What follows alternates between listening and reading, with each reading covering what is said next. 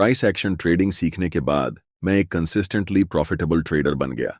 और इसीलिए इस वीडियो में मैं आपको एक ऐसा 3 चरणीय प्रक्रिया बताने वाला हूं जिससे प्राइस एक्शन ट्रेडिंग, जो शुरू में बहुत मुश्किल और कॉम्प्लिकेटेड लगती है, उतनी ही आसान बन जाएगी जितना लूडो खेलना।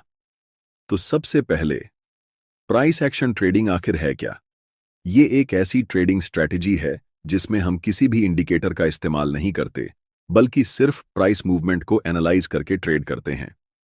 इसका मतलब है कि हम मार्केट में प्रॉफिटेबल ट्रेड सेटअप्स को ढूंढने के लिए सपोर्ट और resistance, candlestick patterns, trend lines, supply और डिमांड जोन्स, चार्ट पैटर्न्स जैसी चीजों का इस्तेमाल करते हैं। इन सभी टूल्स का सही कॉम्बिनेशन हमें यह समझने में मदद करता है कि कहां पर बाय करना है और कहां पर सेल। सबसे पहला स्टेप है ट्रेंड और मार्केट स्ट्रक्चर को आइडेंटिफाई करना।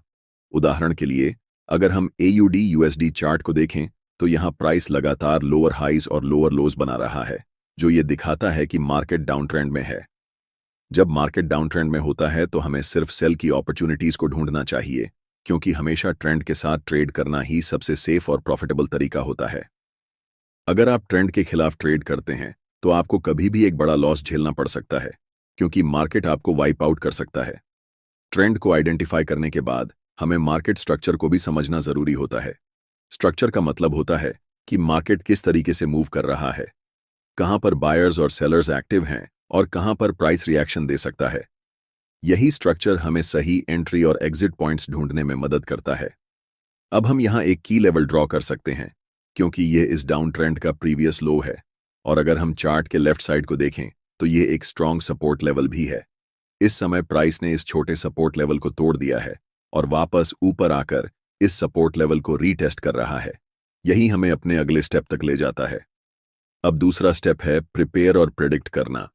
इस समय हम देख सकते हैं कि प्राइस इस की सपोर्ट लेवल को रीटेस्ट कर रहा है, लेकिन अभी हम यहां एंट्री नहीं ले सकते, क्योंकि हमें यह नहीं पता कि प्राइस यहां से बाय की तरफ जाएगा या सेल की तरफ। इस स्थिति में प्राइस दो चीजें कर सकता है, या तो यह रीटेस्ट के बाद वापस नीचे गिरना शुरू कर देगा, या फिर यह रिवर्स होकर ऊपर जाना शुरू कर देगा। लेकिन इस केस में ज्यादा हाई प्रोबेबिलिटी किसकी है? जाहिर सी बात है कि प्राइस रीटेस्ट करने के बाद वापस नीचे जाएगा, क्योंकि मार्केट पहले से ही एक स्ट्रॉन्ग डाउन ट्रेंड में है। लेकिन इसका मतलब यह नहीं कि हमें तुरंत सेल करना चाहिए। हमें इंतजार करना होगा किसी स्ट्रॉन्ग कॉन्फर्मेशन का, जो हमें यह बताए कि प्राइस अब रिवर्स होकर वापस नीचे गिरने वाला है और यह डाउन ट्रेंड कंटिन्यू होगा। यह कॉन्फर्मेशन किसी कैंडलस्टिक पैटर्न या चार्ट पैटर्न के रूप में मिल सकता है। इस समय हमें कोई ऐसा क्लियर साइन नहीं मिला है, इसलिए हमें वेट करना होगा। यही वजह है कि इस स्टेज को प्रिपेयर और प्रिडिक्ट कहा जाता है, क्योंकि यहां हम सिर्फ एक बड़े मूव की तैयारी कर रहे होते हैं। अब हम देख सकते हैं कि प्राइस इस की लेवल को ऑफिशियली रीटेस्ट कर चुका है और इस लेवल पर एक डोजी कैंडलस्टिक बन चुकी है।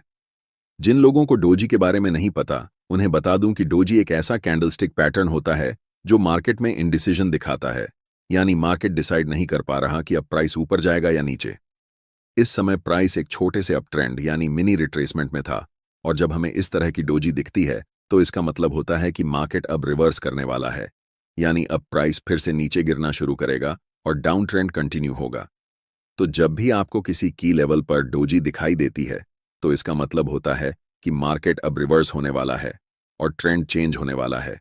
लेकिन फिर भी हम यहां तुरंत सेल नहीं करेंगे। मैं चाहता हूं कि मुझे कोई स्ट्रॉन्ग कॉन्फर्मेशन मिले, जैसे कि बेरिश इंगल्फिंग कैंडलस्टिक, यानी एक बड़ी रेड कैंडलस्टिक जो यह दिखाए कि प्राइस इस लेवल को रिजेक्ट कर रहा है और अब वापस नीचे गिरने वाला है। यही वह जगह होगी जहां हमें ट्रेड में एंट्री लेनी चाहिए।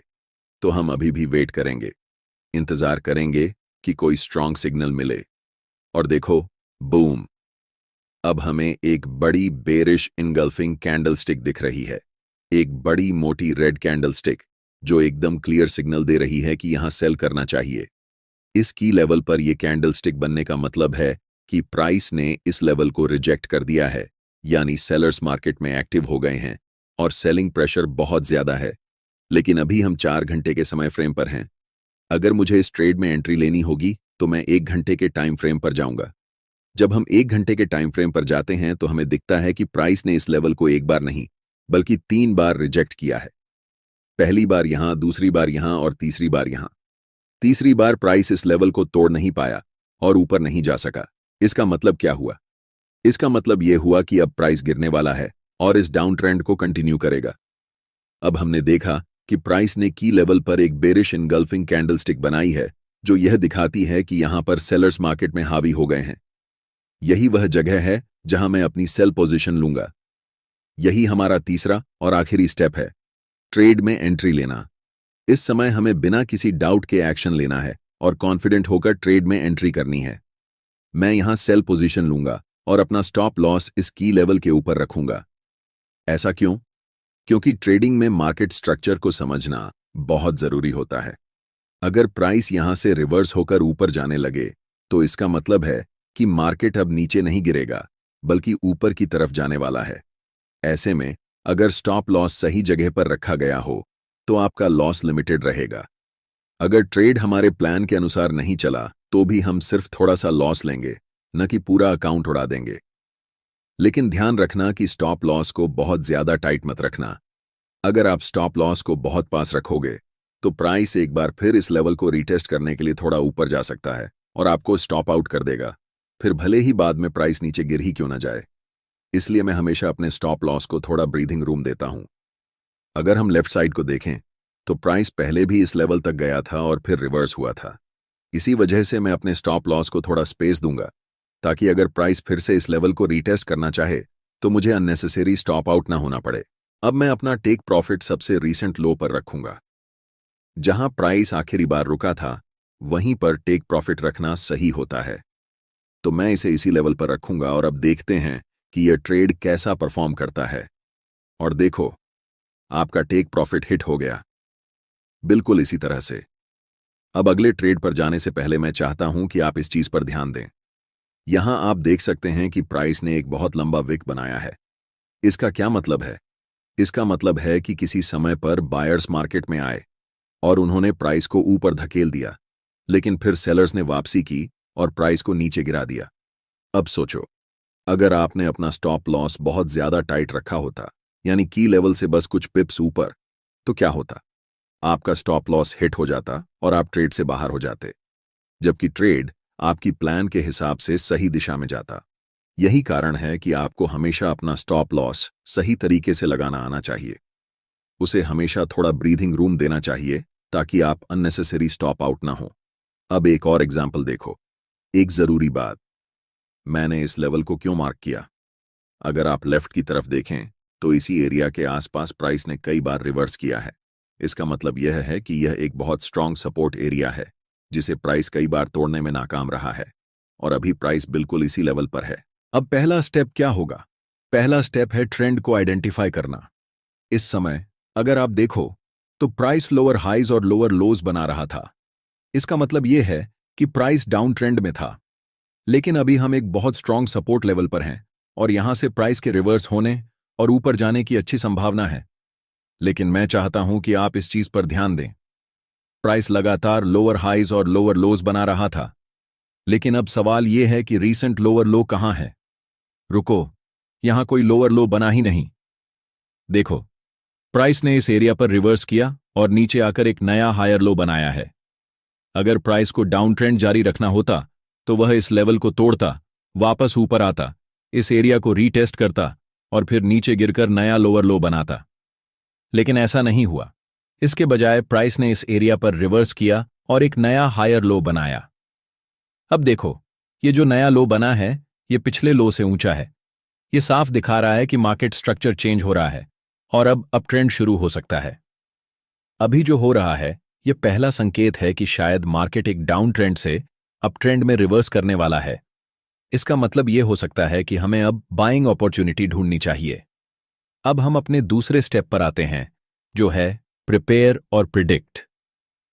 यहां पर प्राइस ने एक नया हायर लो बनाया है जो यह दर्शाता है कि मार्केट रिवर्स होने वाला है। अब दूसरा संकेत क्या है? यह है बुलिश इनगल्फिंग कैंडलस्टिक।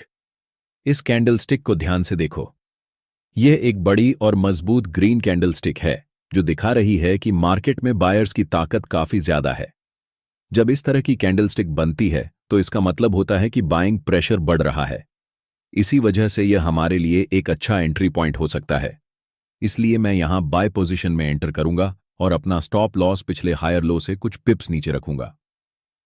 अब टेक प्रॉफिट कहां रखना चाहिए? हमेशा लेफ्ट की तरफ देखो और देखो कि प्राइस आखिरी बार कहां रुका था। जब मैंने लेफ्ट की तरफ देखा तो मुझे एक बहुत स्ट्रॉन्ग रेजिस्टेंस एरिया दिखा। जब भी प्राइस इस लेवल पर पहुंचा उसने बार बार रिवर्सल लिया, जिससे यह एक बहुत मजबूत रेजिस्टेंस बन गया। इसलिए मैं अपना टेक प्रॉफिट इसी रेजिस्टेंस लेवल पर रखूंगा। अब देखते हैं कि यह ट्रेड कैसा परफॉर्म करता है। प्राइस ऊपर गया, फिर एक नया हायर लो बनाया, फिर और ऊपर गया